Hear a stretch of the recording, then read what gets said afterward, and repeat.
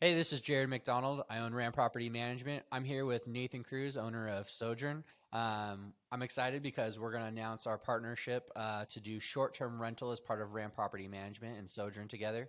I'm actually really excited about this. It's short-term something I've been thinking about for quite some time now, and I've definitely got the right guy for the job. So Nathan, why don't you tell me a little bit about yourself? Give us the rundown on, I know you're a super host. Like, give us the benefit of, you in short term rentals. Yeah, so thank you again for the partnership, and we're super excited to roll this out and launch it. And so, a little bit about me. I'm actually one part of a two-person team. My wife, Maya, is our co-manager, and she also does a lot of the design for our spaces. A really huge component of short-term rental management and being successful in that. And so we started with this around November of 2021. We were doing something called rental arbitrage, where we would sign leases with our company and just long term leases, and then we would operate them, of course, with the permission of the landlord as short term rentals. And so we were doing that for a bit, and also did some purchases of our own short term rentals across the nation and such. And so we have a small portfolio right now, but have about almost a year of experience. And we actually did a mastermind slash, I guess, educational group that we paid for. It was kind of a master class, and we really learned a lot about the hospitality aspect out the gate because, as you may know, as many investors may know, a lot of real estate investors are now getting into short-term rentals, and they're only seeing it as real estate. It's just another type of real estate where, in actuality, it's more hospitality when you're actually operating it. So it's not as passive. It's not as set it and forget it. You actually have to have good systems and actually go in and maintain them in order to run a good short-term rental operation or short-term rental business. And so that's really what we have been honing in this last year is, how do we set up our listings to be attractive and get guests in? How do we manage, guest hospitality and communication? And how do we communicate with guests in a way that leaves them at ease, but also happy to be at our spaces? And the list goes on. How do we price properly? Things like that. And so I can confidently say that we've mastered that quite well. We've had a pretty good track history this past year, with the several properties that we've been managing, and we really understand and have a keener edge on the short-term rental market. Because, like I said, a lot of hosts, a lot of managers are kind of just throwing these listings together, and even some of them they may get they may get professional photography, but they're not actually putting thought into their listings. They're not in tune with the type of amenities that are popular in the area, the type of amenities that will get more views and more bookings on on their listings and things like that. And also they're not in tune with dynamic pricing. And some people do use automated systems, and those can work, but we have our manually done dynamic pricing that really puts our listings over the edge. And so that's kind of a brief history of kind of where we started and kind of where we are now. And we've put systems in place to where we can manage a large swath of short-term rentals, and do that successfully. Yeah, and in that's something that's very different from kind of what I do with long-term rentals. Short-term rentals is a much more active turnover where you're interacting with guests on a regular basis. I mean, multiple times a week. The active pricing versus passive pricing. It is obviously that will be reflective in the management fee for some of these types of setups that we do for people. But tell me a little bit more about being a super host and kind of, to an investor, what that means to them and the standard that you kind of have to hold yourself in order to obtain that and maintain it? Yeah, so there are a few requirements for Superhost, and you can look them up online. But the biggest one, long term, and to maintain Superhost is to maintain a 4.8 overall rating across your entire Airbnb portfolio. On your profile. And so, at first glance, this may seem easy if you don't understand the review system for Airbnb. First off, Airbnb has a very brutal way to review hosts. And so anything under a 5 star, 5 star being the highest, that is basically no good. So if you're averaging like a 4.0 in your ratings, you're in danger of your listings being delisted. You're in danger of your account being frozen, and just having Airbnb like look into your account more. And so having anything really below a 4.7 is detrimental to your business. And so the rating system I don't quite agree with as far as the incentives go, and how we're really incentivized to shoot for that 5 star rating and like ask for it. But I still think it creates a good sense of accountability for hosts, and it really helps you strive to maintain those good ratings in order to maintain Superhost. Puts them apart. And when you have Superhost, you get kind of an SEO boost on the platform, so your listings are seen before others, and so that's really good in more competitive markets, and it's just really good in general. You get kind of expedited help from the Airbnb team if anything were to happen. Say there was a resolution for like broken dishware, or the guest broke something, you get expedited help from Airbnb, and that's great. And overall, people just trust the Superhost tag a bit more, so you get more bookings, and that's why it's really important to maintain Superhost. And so, going to how difficult it can be to maintain Superhost, like I said, the review system is kind of weird in Airbnb. You really getting 5 stars on after each stay is basically the baseline. Anything lower than that is pretty bad.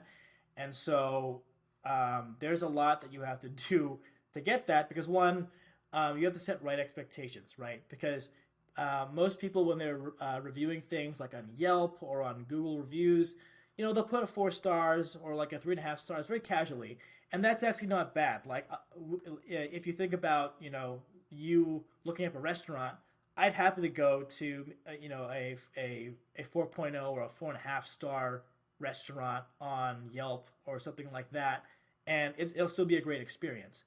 That's not the case on Airbnb, and so people already have kind of this rating bias of like, okay, well, like, the water was a bit too cold, 4 stars, or there wasn't enough toilet paper, 4 stars, or things like that, and that's just not good for the host, and so or for short-term rental managers in general. And so we do a lot in the front end to make our listings look gorgeous, and that's what my wife does, and Very good that's at what Leia it. does. And so she's really good at not only doing interior design, but understanding the interior design of the area. And so, we can look at different listings, and we do a lot of like investigative work initially, where we look at other listings and see kind of how they're decorating, and if they have good ratings, and if they're getting a lots of or like a full calendar, then we know, okay, we should kind of copy them, or we should just kind of follow that trotted out path and not make up something else and kind of bang our head against the wall and maybe have a good listing, right? And so that's one thing we do. We also are very stringent on the types of guests that we accept. And so on Airbnb and even on other platforms like VRBO, you can kind of set minimums to, okay, like a host or a guest needs to be recommended by another host.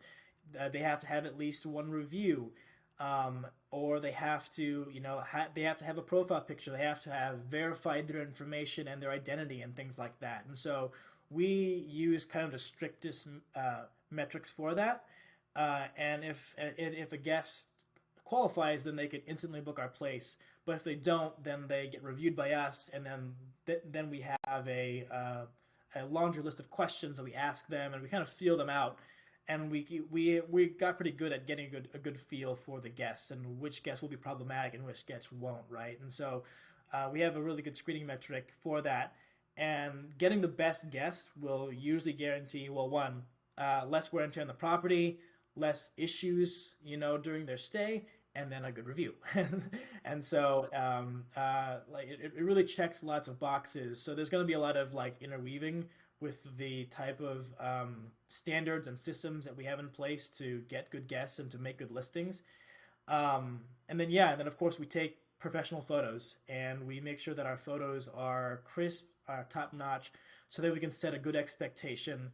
And then we just have really good copyright in our listing. We make sure we fill out every portion that can be filled out. We are very detail oriented as well as engaging. We're not like bland or like drawl with our copyright. We try to make it very engaging, very actionable, to set a good expectation so that the guest knows what they're getting, or as much as they can in the upfront, so that we can avoid all these problems, during their stay. And you do that well too. I don't know if this is something everybody does, but I've seen you have a kind of like a digital manual to the unit you're staying at, where people are like, this is how you work this, or if there's like a special item in that unit that they may not know, they can go to that and ask for help, see local restaurants. And what is that called? And is that something everybody does, or is that something special that you guys kind of do for the units? Yeah, so we use a subscription that can create a digital manual. And so you can do this on Airbnb and create like a house manual, but a lot of guests find it really hard to go back through Airbnb and find that. What's cool about our digital manuals is that we send the link to the guest several times even before they get to your property.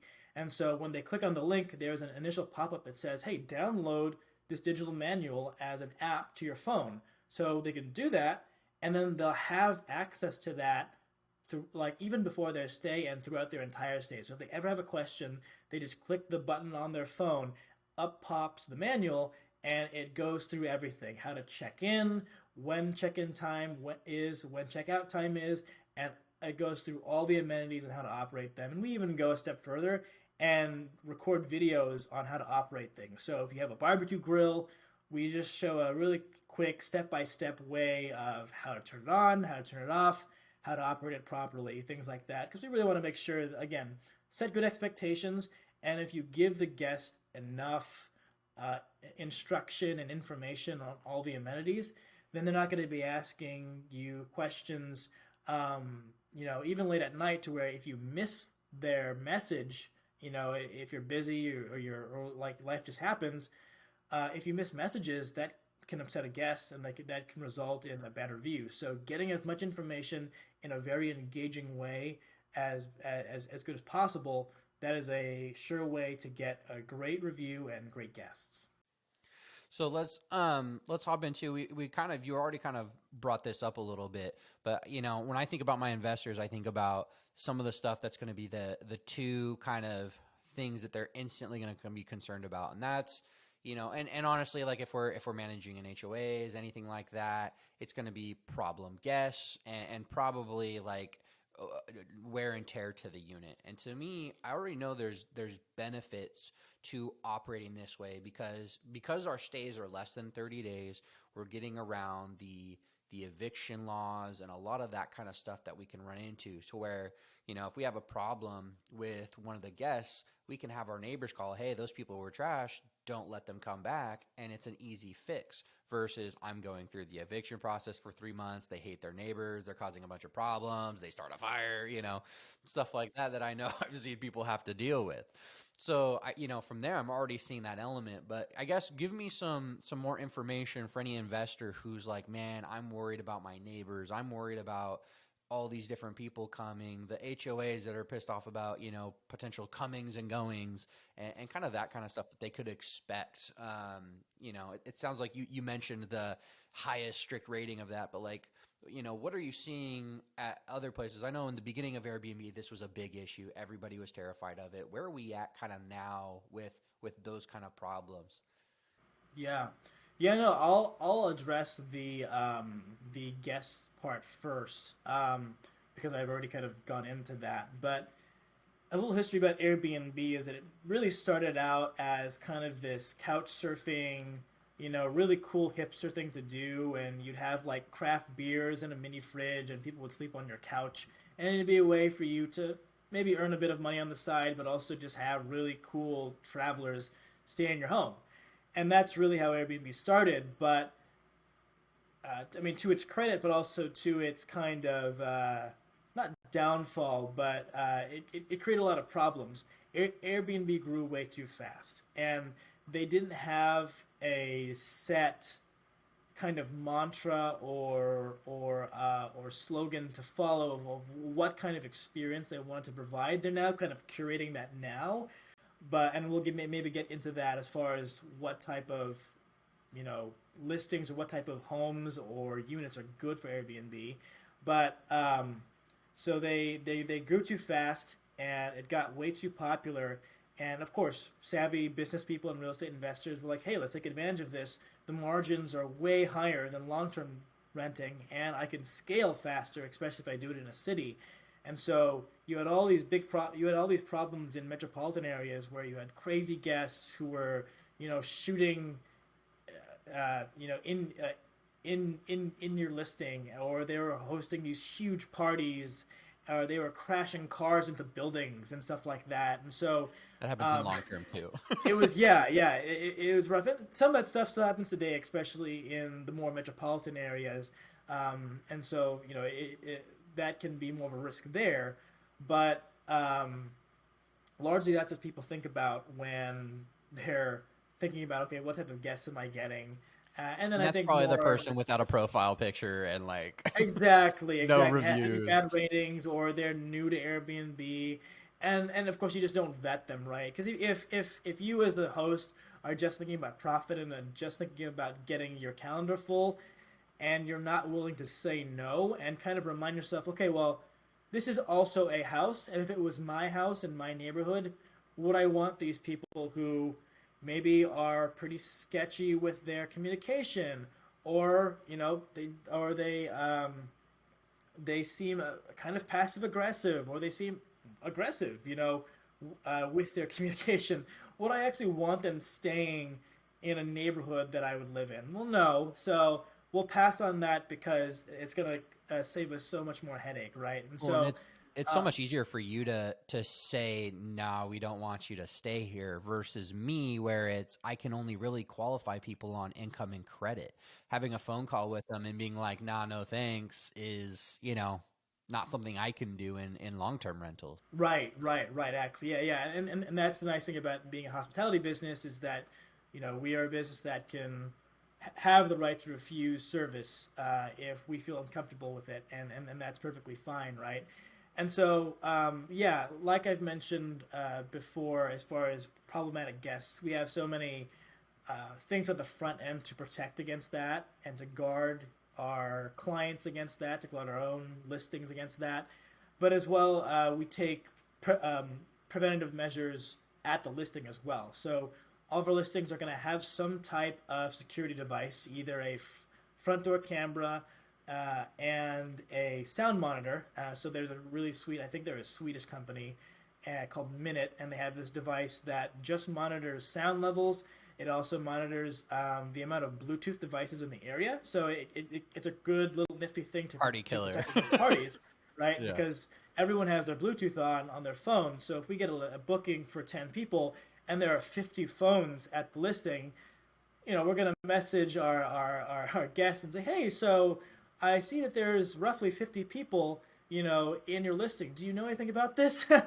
And then we'll start that conversation, and we'll take the appropriate steps needed to remediate that, right? And so there's a lot of precautions we take even when the guests are staying there, as well as being able to navigate conversations well from a hospitality standpoint. And so, and like Jared was saying, you don't have to. If we ever get a problem guest, and that's always going to happen, right? There's always going to be one time, once in a blue moon, where a really bad guest may slip through the cracks through all of the security and preventative measures that we have.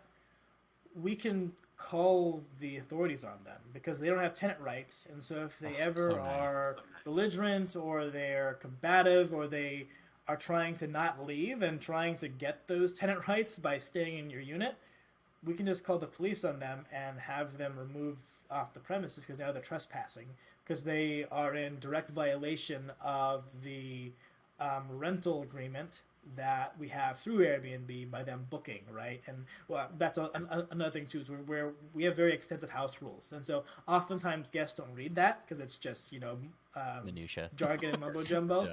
But it saves us a lot of headache. For instance, we had a guest smoke at one of our Airbnbs in the Smoky Mountains, and it was in a cabin, and caught them on the front door camera. They were smoking, and the rule was they can't smoke within 25 feet of the unit. There's plenty of space down the hill or down the driveway that they can do that, and if they need to, but they decided to. Also, our cleaners verified that it smelled like smoke, and so we also vet very good cleaners as well that help us, and we have very good teams to help with those type of things. And we pointed back to the smoking policy on that listing, and we were compensated $500 because they were smoking in our unit, and we had to run an ozone machine. We had to take care of the smoke smell for the next guest, and so. There's a lot of protections as well if a guest breaks rules to protect your unit, to make sure that you get compensated for it, as well as Airbnb is kind of nice. They have a air cover policy where they cover $1 million every single year, so every listing is covered up to $1 million, and so if things break due to guests breaking them, not due to wear and tear necessarily, but things are stolen or guests break rules, every listing has that $1 million policy, which is really nice too. So there's a lot of inherent protection there. A little bit more on that. Obviously, for any of our investors, because we're partnered, they're going to still have access to our maintenance staff and be able to get that quick service. But with this damage, when stuff like this happens, a lot of people are like, "Oh, I'm expecting normal wear and tear." What's your kind of, because we've talked about this before, where you talk about people staying at hotels, they're almost more likely to take a little bit better care of it because they don't live there long term. And I kind of agree with that to an extent. And I liked too that you mentioned if there is a warranty thing happening or something does get damaged, you're already the one taking care of it. So our maintenance staff can go do it. You're handling the warranty claim, and there's potential really to maintain the unit. Oftentimes the cost on owners is because if they install new carpet or something, you get a tenant that lives there longer than 7 years. Now you're at the end of the economic life for carpet. You can't charge them. Versus on a turnover, you're seeing this stuff constantly. So the essence of like an owner being able to keep their unit in a perpetually better state is almost more effective doing short term than it could be long term. Yeah, absolutely. I would definitely agree with that because that was an initial fear that I had when I first started short term. I was like, okay, well, wear and tear, and how are the guests gonna wreck your place and things like that, and are we gonna be able to handle that and set good, have a good track record with our landlords and things like that for our arbitrage properties, but. That definitely is the case, and it starts with the precedent you set, right? And so in all of our listings, we remind our guests, like, this is a home.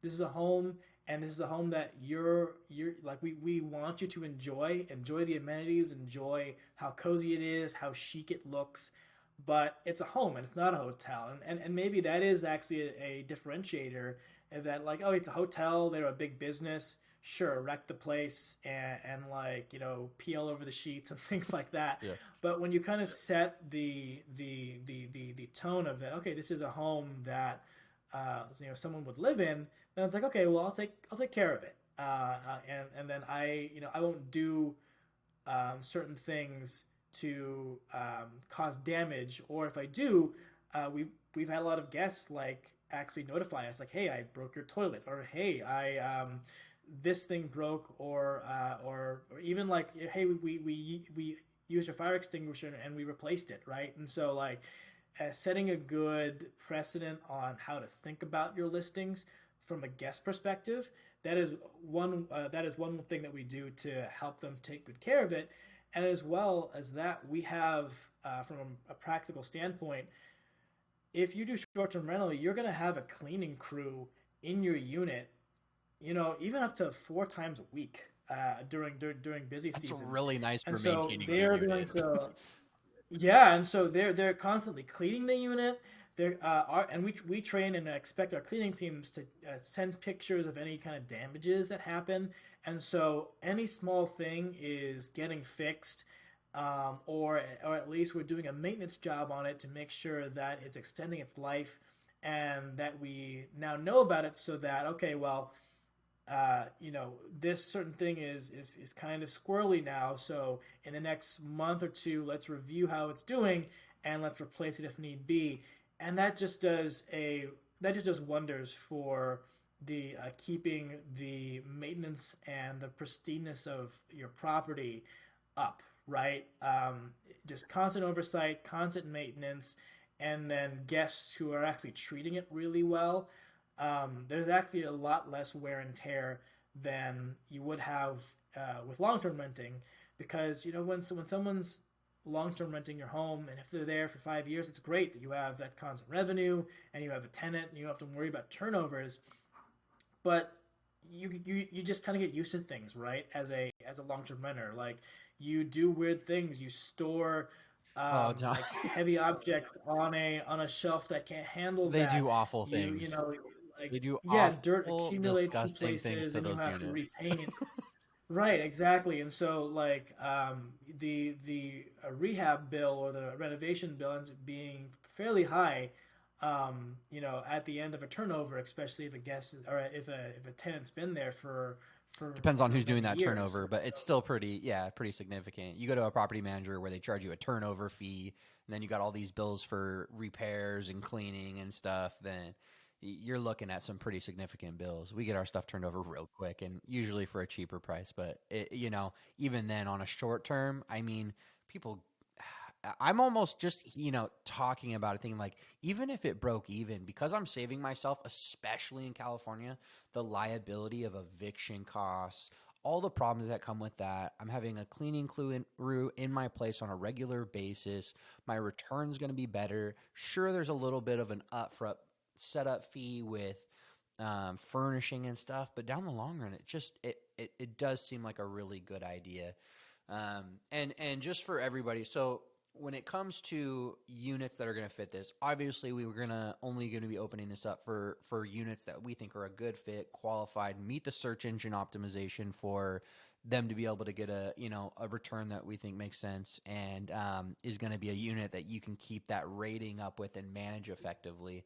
What are kind of the ideal candidates for investors who are like, hey, if this is you, you need to call us? Right, yeah. And so I alluded to this a bit earlier as far as Airbnb really finding its voice and finding the type of stays it really wants to curate. And they are really pushing unique stays, right? And so the more unique the property, the more unique the stay, stunning views, gorgeous lush gardens, anything that makes your property stick out and be kind of unique, that's what they're really looking for. And so that's the kind of thing that we're looking for as well. Is is your property located in a unique area? So like golf courses, gated communities that allow for short-term rental, up on a hill, near a river, near a lake. Um, Heck, we'll even do glamping sites. If you have land that's unoccupied, we can work towards making a glamping site, and that will really the ROI on those is super high, because the cost to actually set that up is fairly low, but people will pay, 150, 200 a If you night have like to stay in a beautiful tent, you have an underground out house here. located close to Fraser Lake Road in Hollister. I don't know if you're watching. Give us a call. No. Yeah, Yeah. exactly, right. And here in Hollister, and I would say in Tres Pinos, Paisines, as well as San Juan Bautista, they're it's still kind of untrodden ground when it comes to short-term rentals. There are some hosts that have been here for a few years, but they've been kind of the only ones. But we've seen an uptick in the desire for people to travel to more rural kind of rural suburb areas, especially in California, especially on the onset of the pandemic. So people have discovered places like the Pinnacles, and they like seeing the coast of Monterey and Santa Cruz, and places like Hollister and San Juan Bautista. They're a nice little distance from there, but they also give you that cool kind of rustic, artisanal, small town feeling. So you can stay there, have a cool stay, and then take a short drive over to the coast, and then come back and have a really nice time to retreat and refresh for the next day. And so there is uh, short-term rentals here in the area are very underdeveloped, so we have some leeway there. But also, we want to get ahead of the curve and really pick out those houses that will stand out, that have good locations, that are unique, That's that and will just really provide a unique experience for the that's client. something too that like when I bring this up to people, they're like, Hollister, why would I want to go stay there? And they don't realize that like the drive from Monterey and Santa Cruz is actually really close for people who want to come stay in California. Two, you have Pinnacles National Park, which gets like 300,000 visits a year. Hollister Hills, where people from San Jose are driving down constantly to go hit. That's a huge state-ran vehicular recreational park. I mean, there is actually a lot of stuff both within kind of San Benito County and also within 45-minute drive. And you can tell too, like hotels are getting built constantly. Hollister is a definitely a good point in its place to start this kind of thing up. And people who get in on the front end of this will, I think, be very happy in a few years from now with the kind of rates we're probably going to see. Yeah, and then on top of those other draws that Jared mentioned, we have a lot of wineries here. We have a lot of wedding venues here, and so actually several of the guests that are coming up, they're actually getting married, and so they're like, hey, I need a place for me and my family to stay, or like there's a guest that is here for work, and so there's plenty of travel and different types of travels that comes through Hollister that makes short-term renting here very Yeah, attractive. we have so many tech companies trying to come down and build. A bunch of them own land out there. It's definitely been on an economic development side. Like there, I could go into this all day. I won't do it. But yeah, no, I think it's a great idea. And if you got anybody interested in trying to get some short term rental in, definitely encourage you to give us a call so we can get this rolling. We've already got a couple we're onboarding right now. It's definitely better get a hold of us sooner than later if you're thinking about it. If you have questions and want to discuss further, call us so we can start that discovery and get you the information you need to be able to make a good decision. If we're busy onboarding a bunch of clients, it may push us back. So get in on the front end and yeah. Yeah. Oh, and on that note, I'll just kind of briefly summarize the services that we provide with that, because it is fairly extensive. It's very different than a long-term rental, right? And so, if you're interested in doing it, we'll actually go out to the house or the unit and we'll look at it, take measurements, kind of see if it makes sense from a location standpoint, from a uniqueness standpoint, from just an overall attractiveness standpoint, and we'll actually run the numbers for you. And so I'm we are very familiar with the different unit types in the area and how they perform, and so we can actually run you a projection and show you the difference if you from long-term renting and short-term renting, and also the upfront costs, right? Because it does cost something to furnish the unit, to put furniture in there, and maybe do some light renovation or rehab to get it up to date and attractive for the certain type of travelers that we want to attract. And so there's no guesswork in that at all. We'll give you estimates, and we work with Ram's team as well to do the renovations and the rehabs, and so we can get fairly accurate numbers for you on all that, and from that standpoint, and if it makes sense, then we can pull the trigger, and we do all the furnishings for you.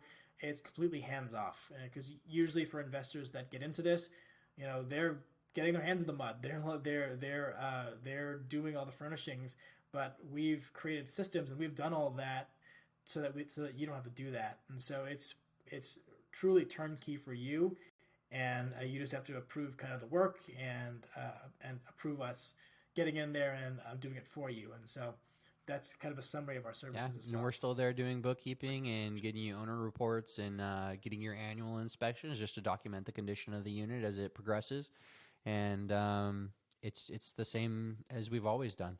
So it's a way to jump into this and really feel like it's all being done for you. It's a definitely it feels like a luxurious way to have an investment for sure. I don't think I'd want to do it any other way. I don't want to do what you do.